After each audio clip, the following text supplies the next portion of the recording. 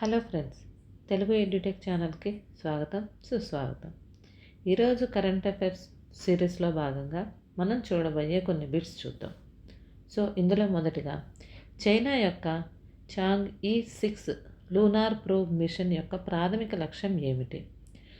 ఏంటి దీని యొక్క ప్రాథమిక లక్ష్యం ఏంటి అంటే చంద్రుని నుండి నమూనాలను సేకరించడం.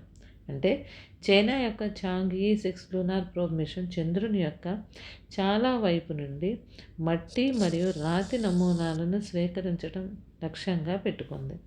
ఇది చంద్ర పరిణామం మరియు అంతర్గత సౌర వ్యవస్థపై కీలకమైన అంతర్దృష్టులను అందిస్తుంది. ఈ మిషన్ అంతరిక్ష పరిశోధనలో గణనీయమైన పురోగతిని సూచిస్తుంది.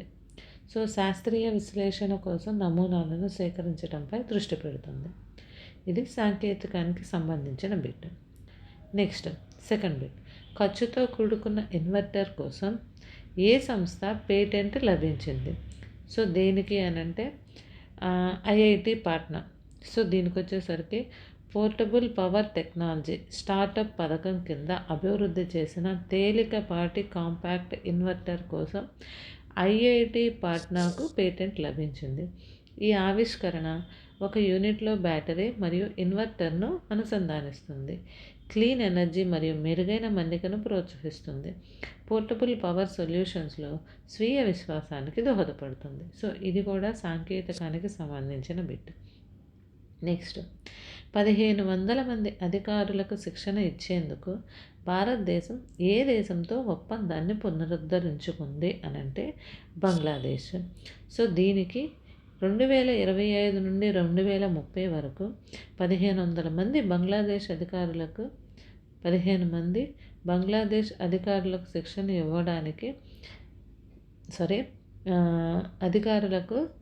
శిక్షణ ఇవ్వడానికి బంగ్లాదేశ్తో భారతదేశం ఒక ఒప్పందాన్ని పునరుద్ధరించుకుంది. సివిల్ సర్వెంట్ల సామర్థ్యాన్ని పెంపొందించడంలో రెండు దేశాల మధ్య కొనసాగుతున్న సహకారాన్ని హైలైట్ చేస్తుంది. ఈ ఒప్పందం బలమైన ద్వైపాక్షిక సంబంధాలు మరియు వృత్తిపరమైన అభివృద్ధిని పెంపొందించడంలో సహకార ప్రయత్నాలను నొక్కి చెబుతుంది. అండ్ నెక్స్ట్, భారతదేశంలో మొదటి రాజ్యాంగ పార్క్ ఎక్కడ ప్రారంభించబడింది? అది పూణే. భారత సైన్యము మరియు పునీత్ బాలన్ గ్రూప్ మధ్య ఒక ముఖ్యమైన సహకారాన్ని సూచిస్తూ భారతదేశపు మొట్టమొదటి రాజ్యాంగ పార్కు పూణేలో ప్రారంభించబడింది.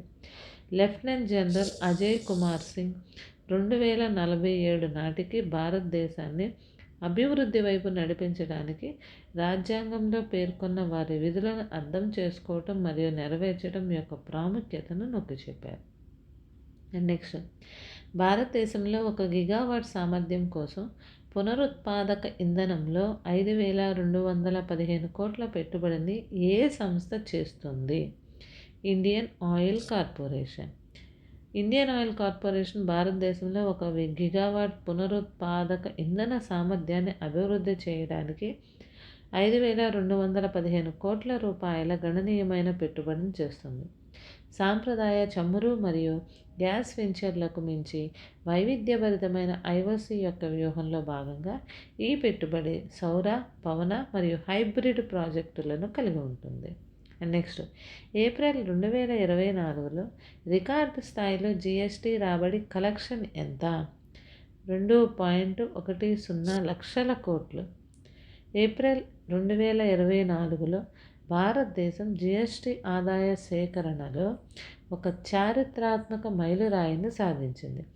ఇది రికార్డు స్థాయిలో 2.10 లక్షల కోట్లకు చేరుకుంది.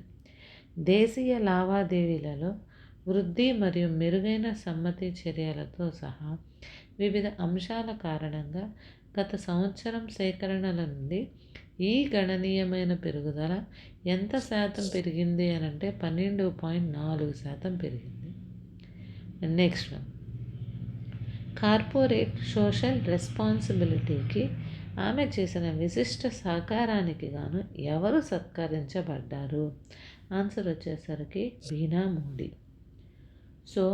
Society of Indian law firm కోసం కొత్త భవనాన్ని ప్రారంభించిన సందర్భంగా కార్పొరేట్ సోషల్ రెస్పాన్సిబిలిటీకి అసాధారణమైన సహకారం అందించినందుకు మోడీ ఎంటర్ప్రైజెస్ కేకే మోడీ గ్రూప్ చైర్పర్సన్ మరియు మేనేజింగ్ డైరెక్టర్ డాక్టర్ బీనా మోడీని సత్కరించారు. బలహీన వర్గాలను ఉద్ధరించడంలో మరియు విద్యా కార్యక్రమాలకు మద్దతు ఇవ్వడంలో ఆమె నాయకత్వము సామాజిక సాధికారత పట్ల ఆమె నిబద్ధతను ప్రతిబింబిస్తుంది. నెక్స్ట్, వాణిజ్య సహకారాన్ని పెంపొందించేందుకు భారత్తో ఏ దేశం చర్చలు జరిపింది? దీనికి వచ్చేసరికి ఆన్సర్ మాల్దీవులు. భారతదేశం మరియు మాల్దీవులు ఇటీవల తమ ఆర్థిక సంబంధాలను పటిష్టం చేసుకునేందుకు చర్చలు జరిపాయి.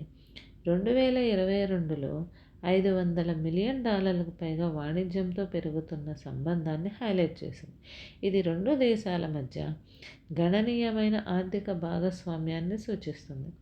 భారతదేశం 2022లో మాల్దీవుల రెండవ అతిపెద్ద వాణిజ్య భాగస్వామిగా అవతరించింది. 2023లో అతిపెద్దది మరియు వాణిజ్య సంబంధాల ప్రాముఖ్యతను నొక్కి చెబుతోంది. నెక్స్ట్, ప్రపంచ ట్యూనా దినోత్సవాన్ని ఏటా ఎప్పుడు నిర్వహిస్తారు? దీనికి ఆన్సర్ వచ్చేసరికి మే 2. జీవరాశి సంరక్షణ ప్రాముఖ్యత గురించి అవగాహన కల్పించేందుకు ఏటా మే 2 ప్రపంచ జీవరాశి దినోత్సవాన్ని నిర్వహిస్తారు.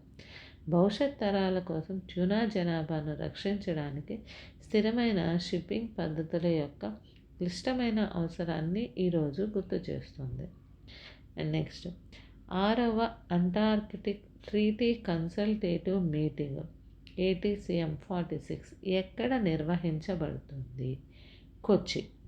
సో దీనికి వచ్చేసరికి అంటార్కిటికా రక్షణ మరియు శాస్త్రీయ అన్వేషణ పట్ల తన నిబద్ధతను ప్రదర్శిస్తూ భారతదేశం 46వ అంటార్కిటిక్ ట్రీటీ కన్సల్టేటివ్ మీటింగ్ని కేరళలోని కొచ్చిలో నిర్వహిస్తుంది. మినిస్ట్రీ ఆఫ్ ఎర్త్ సైన్సెస్ మరియు national centre for polar and ocean research ఈ ముఖ్యమైన అంతర్జాతీయ సమావేశాన్ని నిర్వహించడానికి సహకరిస్తుంది. అండ్ నెక్స్ట్, భీమ్తాల్ సరస్సు ఎక్కడ ఉంది? సో దీనికి ఆన్సర్ వచ్చేసరికి నైనిటాల్. సో భీమ్తాల్ సరస్సు నైనిటాల్ జిల్లాలో అతిపెద్ద సరస్సు మరియు కుమావోన్ ప్రాంతంలో ఉత్తరాఖండ్లో ఉంది. దీనిని భారతదేశంలోని సరస్సు జిల్లా అని పిలుస్తారు. ఇది దాని సహజ అందం, గొప్ప వృక్షజాలం మరియు జంతుజాలం మరియు చారిత్రక ప్రాముఖ్యతకు ప్రసిద్ధి చెందింది. ప్రపంచవ్యాప్తంగా ఇది పర్యాటకులను ఆకర్షిస్తుంది. Okay, that's all friend. So this is the today current affairs డీటెయిల్స్లో ఈరోజు ఈ బిట్స్ నేర్చుకోండి ఫ్రెండ్స్. మరిన్ని అప్డేట్స్ కోసం ఛానల్ని సబ్స్క్రైబ్ చేయండి. Thank you friends. Thank you for watching this channel.